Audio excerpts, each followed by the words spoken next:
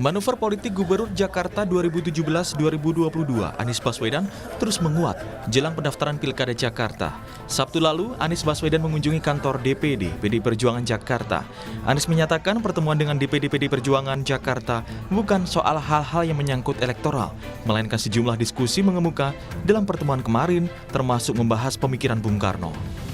Semuanya masih dalam proses, belum pada keputusan final, karena menunggu nanti keputusan dari partai yang besar yang secara jumlah membuat pemenuhan persyaratan 7,5% itu bisa dipenuhi. Politisi PDIP Masinton Pasaribu menyebut kedatangan Anies Baswedan merupakan upaya membangun komunikasi terkait pilkada. Menurut Masinton, PDIP selalu terbuka pada pihak-pihak yang mau bergabung selama ada peluang untuk menyamakan frekuensi.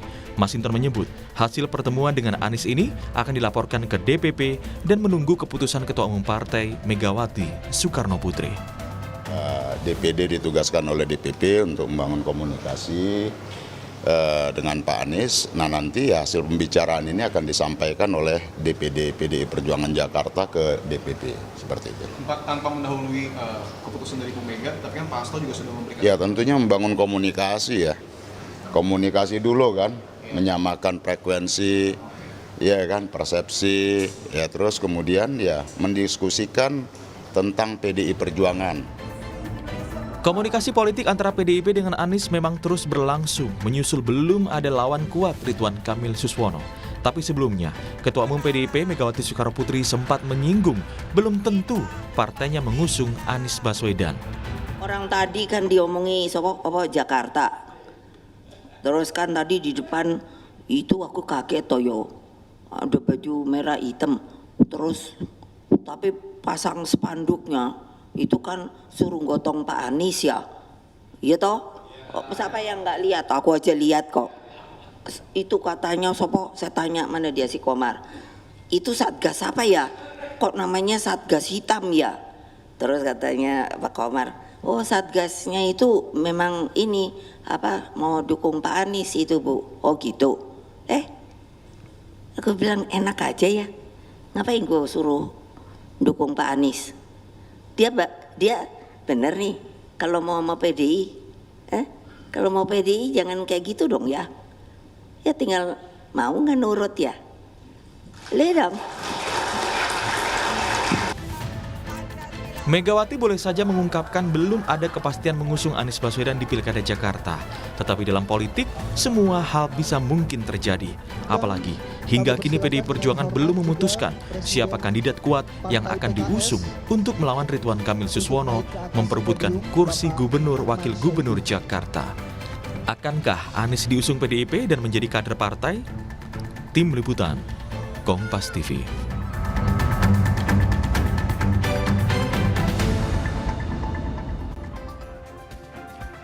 Saudara, hingga kini PDI Perjuangan belum memutuskan kandidat yang akan diusung di Pilkada Jakarta.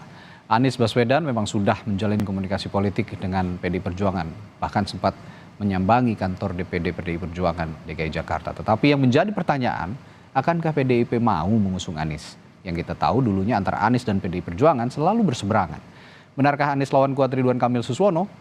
Pagi ini juga kita akan bahas dengan sejumlah narasumber, diantaranya politisi PDI Perjuangan Aryo Seno Bagaskoro, Wakil Ketua Umum DPP Partai Golkar Ahmad Doli Kurnia, dan pakar komunikasi politik sekaligus Direktur Indo Strategik Ahmad Khairul Umam. Selamat pagi Bapak-Bapak. Selamat pagi. Assalamualaikum warahmatullahi wabarakatuh. Waalaikumsalam warahmatullahi wabarakatuh. Saya ke Mas Seno dulu. Mas Seno, Ya. berapa besar sih kemungkinan Anies Baswedan ini diusung PDI Perjuangan setelah melihat langkah Anies Baswedan berkunjung ke PDI Perjuangan, namun sebelumnya juga ada pernyataan Ibu Ketua Umum bahwa jika mau diusung PDI Perjuangan ya harus nurut dong. Bagaimana soal ini? Ya, simpel saja. Saya rasa beberapa bulan, beberapa minggu terakhir selalu ditanya kepada kami terkait komunikasi yang telah dilakukan PDI Perjuangan dengan nama-nama potensial dari eksternal partai yang kira-kira akan maju bersama kami di Pilkada. Selalu kami menjawab bahwa memang secara informal sudah terjadi pertemuan. Nah, kemarin formalnya ketemu. Itu simpelnya begitu. Nah, sebagai partai yang terlembaga, DPD partai tentu melakukan pertemuan komunikasi politik dengan nama-nama yang kami anggap adalah nama-nama yang potensial untuk bisa menjawab kehendak rakyat atas satu persoalan di satu daerah. Tidak hanya di Jakarta, tetapi di banyak daerah lain pun fungsi komunikasi itu dilakukan oleh partai sesuai dengan jenjangnya. Nah, di Jakarta memang yang mewakili adalah teman-teman DPD partai. Kemarin Pak Ketua DPD, Pak Adi Wijaya sudah bertemu langsung dengan Pak Anies Baswedan, nama yang memang di Jakarta seringkali disebut, di luar nama dari kader internal kami, yaitu Pak Ahok atau Pak Basuki Cahayapurnama, dan sederet nama-nama yang lain, contoh Pak Rano Karno, Pak Jarod, Pak Hendi, dan lain sebagainya. Nah, jadi itu pertemuan komunikasi formal yang terjadi antara DPD partai dan Pak Anies, yang itu adalah untuk bicara tentang hal-hal yang sifatnya punya irisan concern yang sama antara concernnya Pak Anies dan concern kami sebagai partai. Tentunya statement yang disampaikan Bu Mega kemarin beberapa hari yang lalu sebagai Ketua Umum Partai itu satu hal yang sangat clear sebetulnya, bahwa di PDI Perjuangan kita tidak mengenal pressure-pressure dari luar saat harus mengusung nama tertentu. Kan disebut oleh Bu Mega bahwa beliau melihat ada sekelompok orang menggunakan baju hitam merah dan kemudian minta untuk mendukung Pak Anies bawa banner.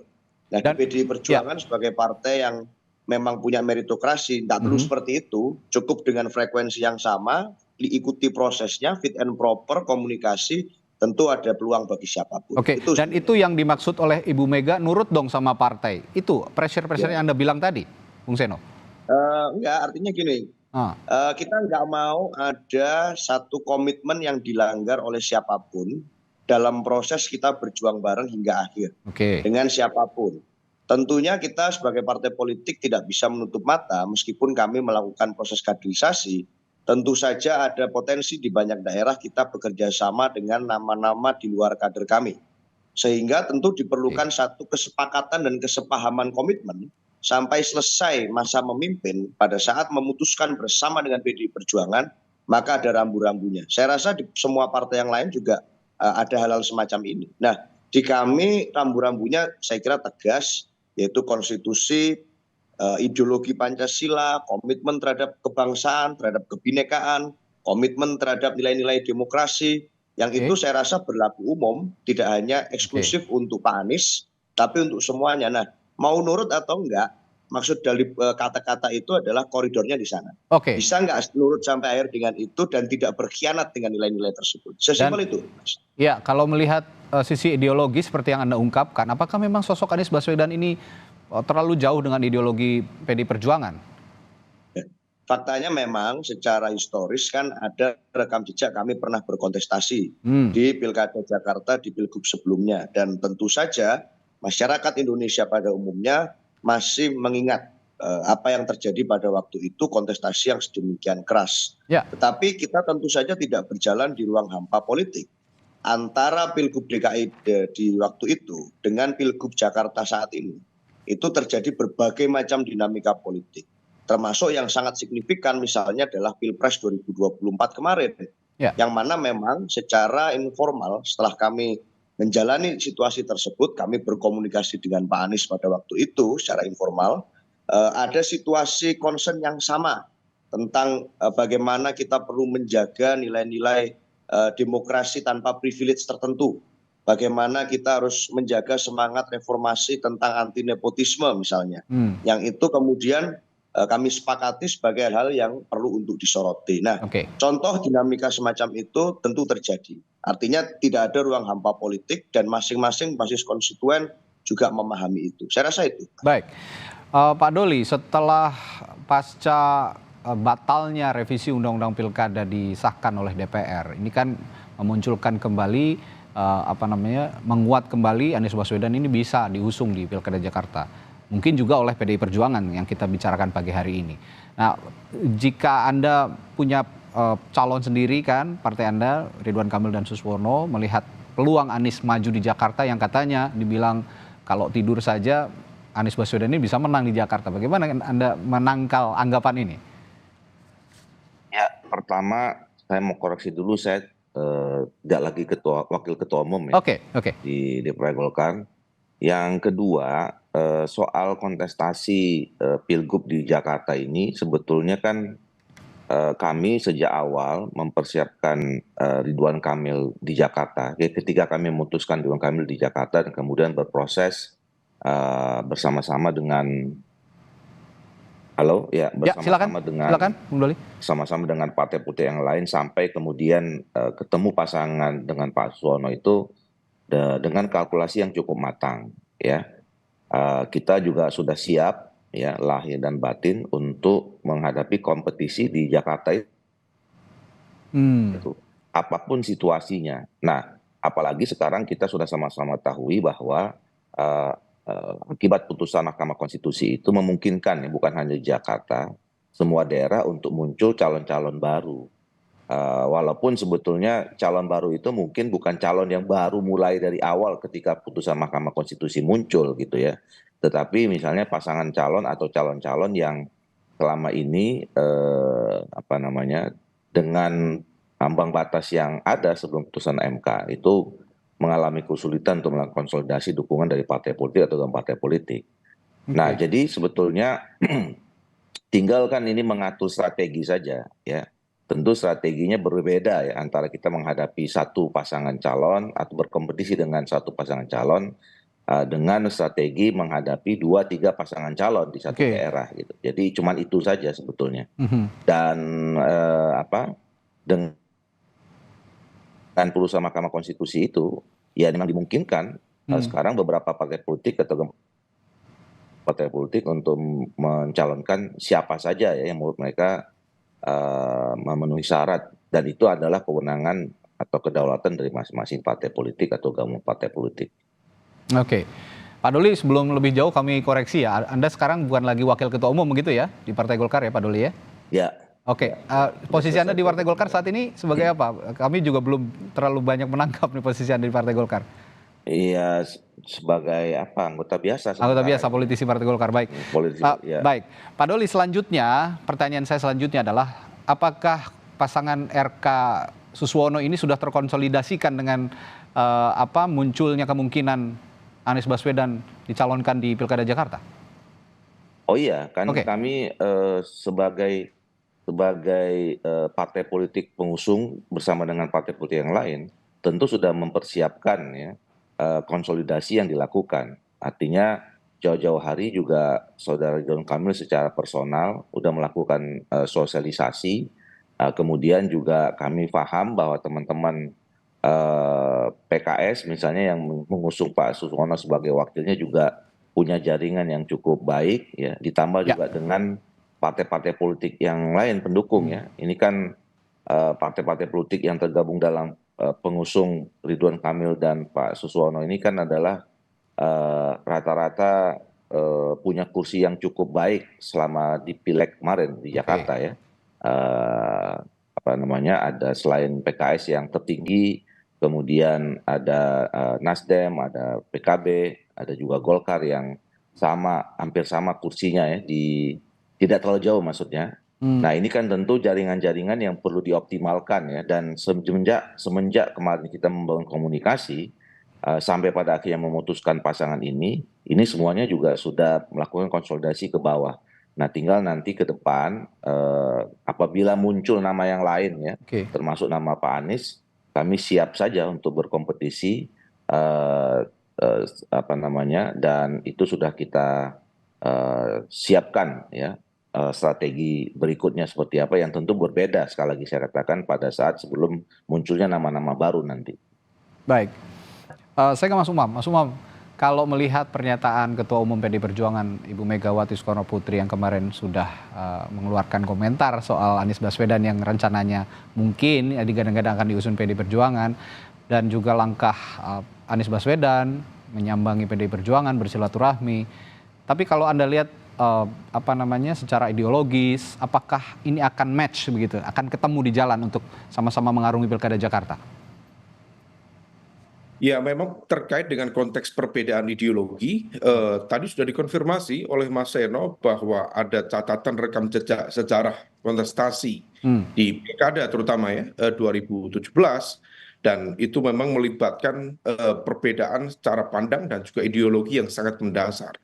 Tetapi dalam proses politik tentu juga kita bisa memahami bahwa seringkali kemudian perbedaan-perbedaan itu, sekat-sekat itu kemudian bisa melebur begitu saja mhm, ketika kemudian ada agenda kepentingan yang sama. hmm. Nah, di dalam konteks ini, sekali lagi merujuk pada tadi yang disampaikan oleh Mas Seno, ada concern yang sama, terutama ketika kemudian Anies Baswedan misalnya bersama dengan PDIP melalui proses politik yang begitu terjal, terutama di Pilpres 2024 yang lalu. Dalam bahasa yang cukup vulgar, misalnya ada common enemy dalam konteks ini, dalam proses kontestasi Ya, berdemokrasi, yaitu Koalisi Indonesia Maju, yang kemudian meletakkan posisi Anies Baswedan dan juga PDIP pada satu posisi yang sama, yaitu berhadapan-hadapan dengan kekuatan besar yang dianggap berbeda. Nah, oleh karena itu, apa yang menjadi concern dari sejumlah kalangan tentu menjadi pertanyaan juga yang sangat besar bagi PDIP, ya, apakah akan menerima seorang Anies Baswedan dengan catatan sekian perbedaan tadi itu ataukah tidak. Tetapi kedatangan Anies Baswedan di kantor PDIP beberapa waktu lalu, setidaknya itu juga menunjukkan keseriusan secara politik untuk melakukan pendekatan-pendekatan, untuk melakukan komunikasi, melakukan penyamaan visi, cara oke. pandang, Mhm. meskipun ada catatan perbedaan itu. Nah, yang menjadi concern, kalau misal kemudian Anies Baswedan bersama PDIP bergabung menjadi satu, tentu ini akan menjadi sebuah kekuatan yang cukup unik. Oke, Karena bagaimanapun juga ini akan meleburkan sekat-sekat perbedaan tadi itu. Ada narasi rekonsiliasi ideologis yang kemudian bisa diciptakan. Tetapi juga di saat yang sama kita mencermati Anies Baswedan sendiri memiliki basis pemilih loyal yang sebenarnya agak overlap dengan PKS. Basisnya tentu tidak jauh dari Jakarta Timur, kemudian Jakarta Selatan, dan juga Jakarta Pusat. Sementara PDIP sendiri memiliki basis kekuatan yang cukup mengakar, hmm, termasuk Jakarta Utara, Jakarta Barat. Jadi secara elektoral saling mengisi. Tetapi problemnya, kalau misal kemudian ini dilakukan penyatuan, kalau misal kemudian tidak terjelaskan secara optimal dengan baik, nah bisa saja kemudian terjadi perbedaan cara pandang pada level grassroots, pada level oke. basis pemilih loyal.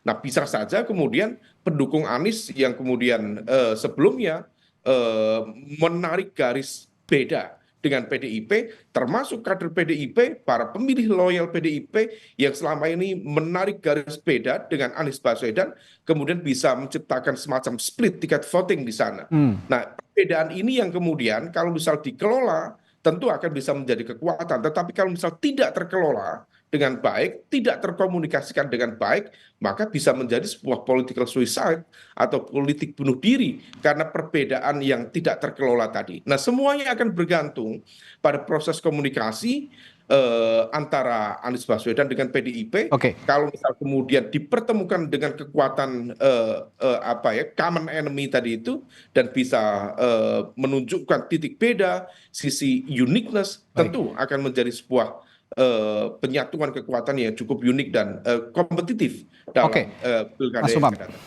Oh, Anda mengatakan taruhlah ada sekat yang melebar ketika ada kepentingan yang sama dan kepentingannya itu adalah sama-sama melawan common enemy. Dalam hal ini adalah Koalisi Indonesia Maju begitu kalau kata Anda tadi bilang ya begitu. Tapi kan untuk mengarungi Pilkada Jakarta dan juga untuk memerintah Jakarta ini kan bukan hanya sekedar untuk melebarkan kepentingan yang sama begitu ya. Ketika ada riak-riak politik di tengah jalan saat mengarungi pemerintahan di Jakarta 5 tahun ke depan, tentu saja ini bukan situasi yang baik. Nah, bagaimana Anies Baswedan, seorang Anies Baswedan ini dengan PDI Perjuangan bisa utuh, akur bersama begitu mengarungi pemerintahan jika nanti memang terpilih di Pilkada Jakarta? Ya, tentu penyamaan visi dan juga misi, termasuk juga dalam konteks bagaimana kemudian membangun trust ya. Karena bagaimanapun proses komunikasi dan juga pendekatan politik juga harus diletakkan pada basis trust yang sama. Maka statement-statement dari para elit PDIP sebagian yang kalau misal kita dengarkan ada juga yang agak sumbang itu, misalnya Pak Basarah beberapa waktu lalu menyampaikan kader sendiri saja bisa berkhianat. Ini kan sebenarnya mafhum khalafah ya, logika terbalik. Apalagi yang bukan kader sendiri. Nah tentu ini menciptakan sebuah pertanyaan besar. Tentu bagi komitmen, juga loyalitas, dan juga militansi dalam konteks menjaga nilai-nilai yang selama ini dipegang oleh PDIP. Tetapi kalau misal kemudian proses itu bisa berjalan dengan baik, tentu ini menjadi sebuah peluang yang cukup unik, terutama dalam konteks pertarungan dan juga perbedaan ideologis, karena dalam proses pasca pilkada DKI, Mas Anies itu sering diidentikan dengan kekuatan Islam kanan konservatif, lebih memiliki kedekatan dengan PKS dan sebagainya. Tetapi kalau misal sekarang bisa bergabung dengan PDIP, tentu ini menjadi sebuah warna baru, Anies merah, Anies yang lebih dekat dengan PDIP, dan ini akan menarik posisi ideologis Anies Baswedan dari yang semula pada konteks kanan konservatif kemudian bergeser pada posisi tengah nasionalis, atau bahkan dalam konteks tertentu kalau misal kemudian PDIP melakukan akselerasi dalam proses perbedaan-perbedaan ideologi tadi, dalam bahasa Pak Fedi Hadis itu ultranasionalis atau nasionalis kanan, tetapi dengan core besar isu-isu nasionalisme. Nah ini yang kemudian tentu akan dibangun, dan prosesnya harus alamiah, tidak bisa kemudian diformat sedemikian rupa, dicitrakan sedemikian rupa. Kalau misal kemudian basisnya itu politically engineered, tentu itu tidak begitu natural dan tidak begitu kuat. Tetapi kalau misal dilakukan secara ilmiah, secara alamiah, tentu akan menarik untuk dijalani prosesnya. Ya, Mas Umam tadi mengatakan suara sumbang masih ada sebenarnya di internal PDI Perjuangan. Ketika salah satu contoh tadi dari Mas Umam, ada internal PDI Perjuangan yang mengatakan bahwa kader sendiri saja bisa berkhianat, apalagi bukan kader gitu ya. Nah, suara-suara sumbang ini sepertinya memang menjadi trauma politik sendiri bagi PDI Perjuangan setelah mengarungi Pilpres kemarin. Nah, saya nanti setelah jeda akan bertanya ke Bung Seno, apakah trauma politik ini bisa disembuhkan, dan bagaimana trauma healing yang dilakukan PDI Perjuangan terutama untuk mengusung calonnya di Pilkada Jakarta termasuk Anies Baswedan. Sesaat lagi di Sapa Indonesia Pagi, tetaplah bersama kami. Sebelum jeda tadi saya sempat menyinggung soal adanya trauma politik sepertinya yang dialami oleh PDI Perjuangan. Berdasarkan keterangan Mas Umam tadi bahwa ada suara sumbang sebenarnya dari internal PDI Perjuangan menanggapi kemungkinan Anies Baswedan diusung di Pilkada Jakarta, saat mengatakan bahwa jangankan kader sendiri saja bisa berkhianat, apalagi bukan kader PDI Perjuangan. Itu salah satu pernyataan yang mungkin saja dianggap sebagai trauma politik. Bung Seno, kalau melihat situasi seperti ini, PDI Perjuangan pernah punya cara untuk trauma healing terhadap Pilpres 2024, terutama untuk menghadapi Pilkada Jakarta? Ya prinsipnya satu sebenarnya Mas, jangan sampai di Jakarta itu terjadi kawin paksa politik. Artinya kawin paksa karena keadaan, dijodoh-jodohkan, dan akhirnya terjadi kawin paksa. Harapannya tentu harus mau sama mau. Artinya harus ada proses PDKT, proses pencocokan, dan seterusnya. Bahwa proses PDKT itu dilakukan oleh Mas Anies misalnya kepada DPD partai di tingkat provinsi di Jakarta kemarin, itu adalah satu hal yang baik-baik saja menurut saya sebagai langkah komunikasi politik. Tapi kan sudah disampaikan juga berulang kali bahwa proses itu nanti itu kan versi DPD seperti itu, DPP nanti keputusannya tentu tidak harus juga sama persis dengan versi DPD.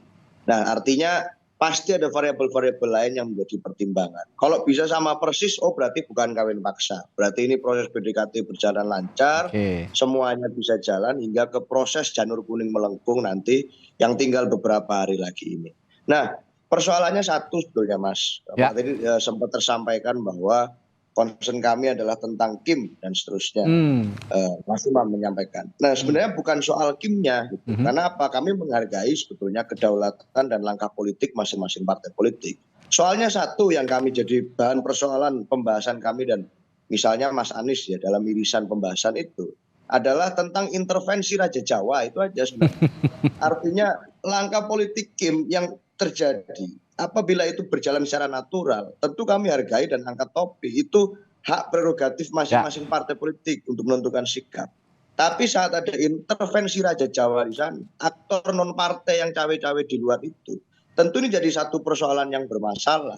Faktanya teman-teman dekat Mas Anies yang mengusung di Pilpres kemarin, artinya kawan-kawan partai politik yang mengusung Mas Anies itu satu persatu meninggalkan beliau kok di dalam Pilkada Jakarta ini.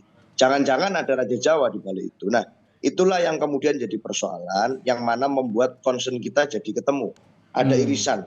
Faktanya waktu kemarin itu terjadi di mana-mana, metodologi survei membaca, diskursus mencermati nama-nama seperti Mas Anies, nama seperti Pak Ahok yang dianggap sebagai simbol antitesa dari intervensi Raja Jawa itu sangat kuat di Jakarta. Jadi itu cerminan yang sedang kita baca. Artinya saat ini visi PD Perjuangan dengan Anies Baswedan sudah ada kesamaan untuk sama-sama menepis intervensi Raja Jawa yang Anda katakan tadi?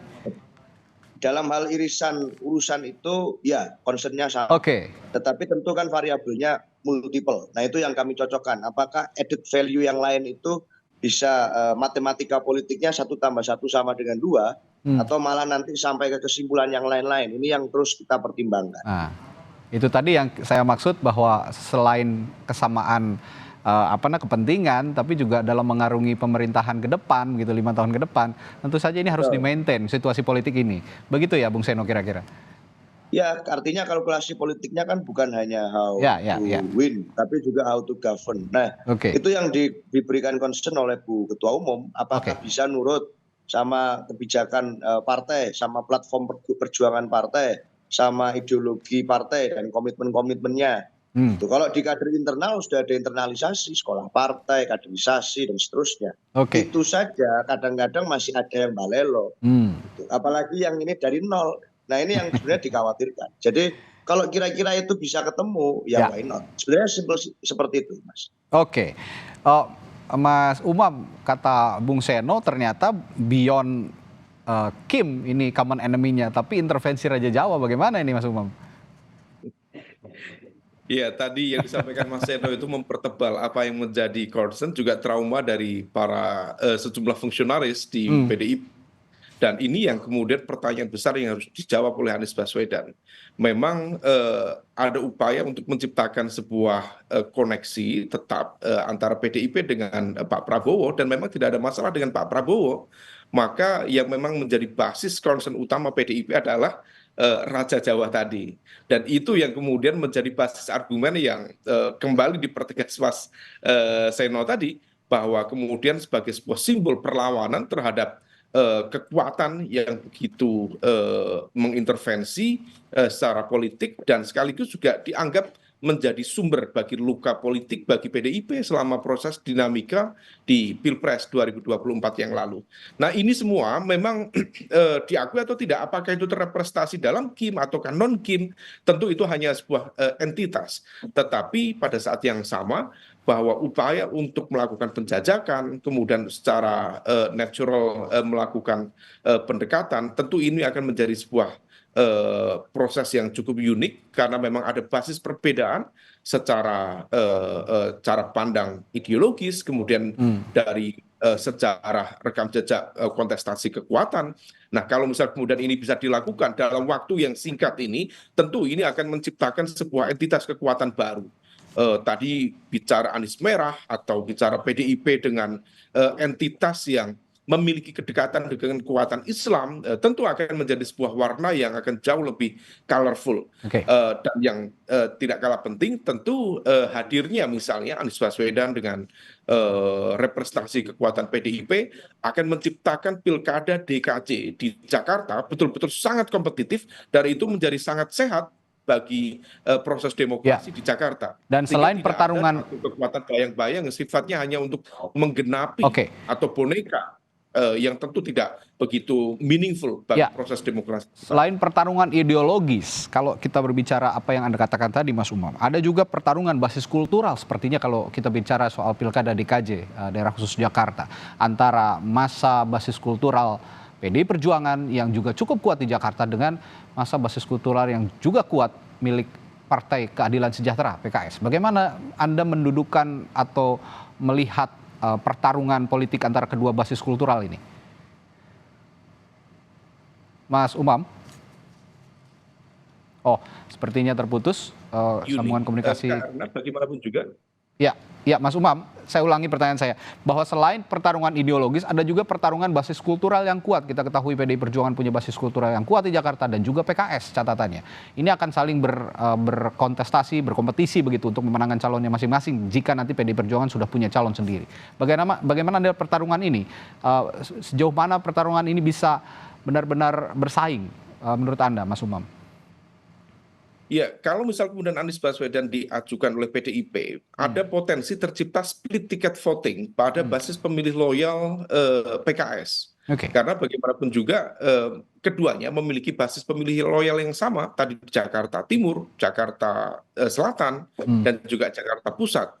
Nah, kalau misal kemudian dari basis ketokohan yang akan maju, barangkali Anies Baswedan lebih kuat dibanding Pak Suswono misalnya, maka kemudian split ticket voting itu akan tercipta. Meskipun dalam rekam jejak pertarungan kekuatan di PKS, seringkali mesin politik partai dengan informasi propaganda dan juga upaya penggalangan di level internal itu biasanya mesin partai lebih dominan dibanding aspek ketokohan. Nah, ini yang kemudian harus diuji. Tetapi kalau misal kemudian kita bicara elektabilitas dan juga basis pemilih loyal masing-masing, kalau misal kemudian bisa simbiosis antara basis pemilih loyal Anies Baswedan, hasil dari split ticket voting dari PKS tadi bersatu dengan basis kultural PDIP, tentu itu akan menjadi sebuah warna baru dan warna yang kemudian akan menjadi sisi uniqueness dalam proses pilkada. Dan ternyata perbedaan ideologi yang sangat akut itu bisa melebur menjadi satu. Meskipun itu masih dalam tahap angan-angan per hari ini, fakta realitas di lapangan akan kita uji bersama. Kalau misal kemudian memang betul partainya Mas Seno memberikan tiket kepada Anies Baswedan dan melakukan perlawanan secara intens terhadap dominasi Raja Jawa tadi. Kita lihat perkembangannya. Dominasi Raja Jawa. Sebenarnya saya ingin bertanya ke Bung Doli tadi, tapi sepertinya belum tersambung kembali dengan kami, bahwa sejauh mana sih sebenarnya intervensi Raja Jawa ini masuk ke dalam koalisi Indonesia Maju. Tapi pertanyaan saya akan selanjutnya ke Mas Umam lagi nih. Anda melihat kalau memang pasca pilkada revisi undang-undang pilkada ini dibatalkan gitu pengesahannya, tetapkah ada intervensi Raja Jawa dan sejauh mana intervensi itu akan mengganggu konstelasi politik di Pilkada Jakarta? Apakah ini akan juga bisa menandingi kekuatan Anies Baswedan yang sebenarnya dari pilkada sebelumnya ini sangat kuat ketokohannya dan juga basis kulturalnya? Ya, kalau misal bicara pasca revisi Undang-Undang Pilkada yang kemarin gagal di level paripurna, saya pikir proses itu sudah berjalan dan per tadi malam pihak KPU sudah mengeluarkan PKPU nomor 10 tahun 2024 dan itu adalah hasil sinkronisasi bersama Menkumham atas proses kemarin konsultasi dengan Komisi 2 yang mengadopsi hampir semua materi putusan yang ada di Mahkamah Konstitusi. Nah, kalau misal kemudian itu sudah dilakukan, maka kemudian per hari ini adalah proses distribusi ke semua KPU-KPUD yang ada di semua wilayah di Indonesia. Dan kalau misal kemudian itu sudah dilakukan, seharusnya besok sudah memasuki fase baru dalam konteks proses pendaftaran sampai tanggal 29. Seharusnya memang tidak ada perubahan, kecuali kemudian ada yang mencoba untuk bermain api kembali. Ada sejumlah pihak yang masih berspekulasi, ada kekhawatiran misalnya dalam konteks penjadwalan proses pendaftaran akan diundur dan sebagainya, tetapi rentangnya cukup jauh, terutama di jadwal penetapan di tanggal 22 September. Karena kalau misal kemudian aturan itu hendak diakali, terutama terkait dengan putusan nomor 70 dari Mahkamah Konstitusi yang materinya adalah soal umur kontestan yang diduga itu didedikasikan kepada Kaisang, maka Kaisang sendiri akan berulang tahun tanggal 25 Desember, itu jauh melampaui jadwal pilkada. Oleh karena itu seharusnya proses politik yang kemarin berjalan di Komisi 2, kemudian semalam proses sinkronisasi di Kemenkumham sudah berjalan, pasal 15 sudah diubah, pasal 95, pasal 135,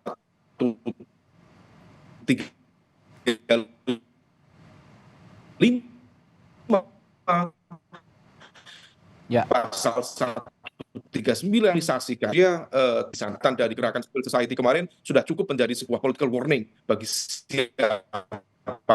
Baik, Mas Umam, sepertinya sambungan koneksi Anda masih terputus-putus. Saat ini kami kurang jelas mendengar suara Anda. Saya ke Bung Seno dulu untuk sambil memperbaiki sambungan komunikasi dari Mas Umam.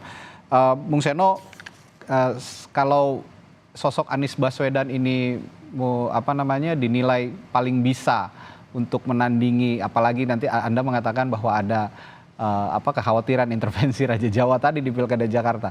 Nah, kalau pertanyaan selanjutnya, apa selain Anies Baswedan ada yang bisa menandingi kepentingan intervensi dari Raja Jawa itu, Bung Seno? Ya, kita punya kader-kader yang nggak kalah top chair juga, Mas. Artinya secara survei, secara pengalaman panjang di Jakarta itu juga identik dengan Jakarta. Pak Ahok misalnya itu yang paling sering dibahas oleh orang. Gitu. Nah, kalau bicara di posisi cawagup misalnya yang mencuat dari arus bawah itu macam-macam sekali, itu semakin banyak, malah ada Rano Karno, ada Hendrar Priyadi, Jarod Saiful, Mas Prasetyo Edy, itu the list goes on and on and on. Jadi ini banyak sekali kalau bicara tentang kader PDI Perjuangan di Jakarta. Memang Mas Anies ini jadi kasus extraordinary, special case, karena satu, ini diusulkan dari internal kami, yaitu dari DPD PDI Perjuangan Jakarta, yang sehari-hari memang mengurus Jakarta, mengusulkan kepada DPP partai untuk mengusung Mas Anies. Satu. Yang kedua, di dalam berbagai survei juga dua orang yang namanya selalu sangat tinggi di semua survei, termasuk Pak Anies dan Pak Ahok, tetapi dalam percaturan kompetisi pendapatan rekom dari partai-partai politik tidak ada yang melirik. Jadi Mas Anies dan Pak Ahok ini menarik ini. Di Jakarta namanya sangat kompetitif, tapi kondisinya seperti itu. Nah, sehingga saya jadi ingat gitu, dengan sebuah istilah anak-anak zaman sekarang, ini kalau sesama Gen Z ini, pernah punya teman toksik yang sama, mantan yang sama-sama toksik, jangan-jangan bisa akur ini, karena saling tahu ceritanya gitu. Nah, ini aja persoalannya yang kemudian sampai pada kesimpulan kita hari ini, kenapa kok kemarin Mas Anies melakukan kunjungan ke PDI Perjuangan Jakarta. Tapi yang saya tertarik juga, Bung Seno, yang saya tertarik ini, saya kerucutkan saya kerucutkan kepada wacana Anies Rano Karno. Sebenarnya ini menarik sekali karena faktor ideologis, faktor kultural, dan elektoral sebenarnya semuanya terpenuhi kalau memang pasangan ini jadi diusung. Terutama Rano Karno juga yang merupakan kader PDI Perjuangan bisa menjaga ideologi partai sebenarnya jika memang tetap mengusung Anies Baswedan di Pilkada Jakarta. Sejauh mana pasangan ini menguat di internal? Ya menguat itu muncul dari arus bawah awalnya. Jadi poster muncul akan ada pasangan ini gitu. Dan partai mencermati betul antara Pak Anies dan Sidul, anak Betawi gitu. Tapi juga misalnya ada yang mengusulkan dari arah Semarang, itu Mas Hendrar Priyadi. Kita kan pernah tuh mengusung wali kota Solo, ini jangan-jangan wali kota Semarang lebih paten ini daripada wali kota Solo. Jadi kita hitung-hitung juga kalkulasinya Mas Hendrar Priyadi gitu. Dia sangat dikenal lah di Jawa Tengah dan punya kepemimpinan yang sangat diterima, sehingga ini paduannya masih sangat kita lakukan pendalaman, tapi saya bisa pastikan dalam waktu sangat dekat saya rasa sudah akan dideklarasikan dan diumumkan pasangan dari PDI Perjuangan. Tapi saya masih tetap tertarik dengan wacana pasangan Anies Rano ini. Saya akan tanyakan ke Mas Umam karena ini di arus bawah yang saya tanyakan gitu ya, saya berinteraksi, bersosialisasi dengan orang-orang. Pasangan ini yang paling banyak dibicarakan sepertinya di tataran publik. Mas Umam melihat pasangan ini apakah juga potensial untuk diusung? Ya potensi tentu ada, karena bagaimanapun juga peluang untuk mengusung nama calon gubernur dan juga wakil gubernur juga sudah di-grant oleh Mahkamah Konstitusi, PKPU-nya sudah ada. Tetapi tentu kalkulasi sekali lagi akan ditentukan oleh PDIP. Dan kalau misalnya kemudian tadi Anies Rano bisa diusung, tentu itu akan menjadi sebuah lawan yang sangat kompetitif bagi Ridwan Kamil dan juga Suswono di Pilkada Jakarta yang akan datang. Baik, ini yang jadi dinantikan juga rencananya hari ini ya, betul ya Bung Seno, akan ada pengumuman calon kepala daerah juga dari PDI Perjuangan, terutama dari Jakarta, apakah hari ini juga? Ya rencananya kan besok sudah mulai pendaftaran di KPU. Artinya hari ini ya Pilkada Jakarta diumumkan ya? Dan kemungkinan besar hari ini. Kita tunggu bersama. Jangan-jangan tanggal hari ini. Oh, oke, baik, ini yang sangat dinanti publik. Apakah betul perkiraan publik yang selama ini dibicarakan Anies Baswedan Rano Karno akan diusung PDI Perjuangan di Pilkada Jakarta? Kita nantikan nanti hari ini yang akan langsung diumumkan oleh Ketua Umum PDI Perjuangan Megawati Soekarno Putri. Terima kasih para narasumber saya hari ini.